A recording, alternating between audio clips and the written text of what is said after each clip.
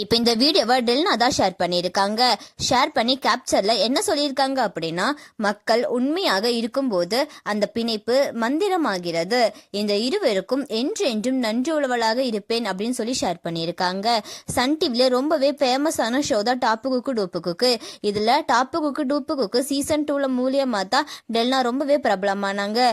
Delna and அதிர்ச்சி அருணோட பேருக்கு அவ்வளோ ஃபேன்ஸ் இருக்காங்க அப்படின்னு தான் சொல்லணும். ஏன்னா இவங்க 2 பேருமே ஷோவில் பண்ணுற பர்ஃபார்மன்ஸ் அண்ட் காமெடிக்கு அவ்வளோ ஃபேன்ஸ் இருக்காங்க.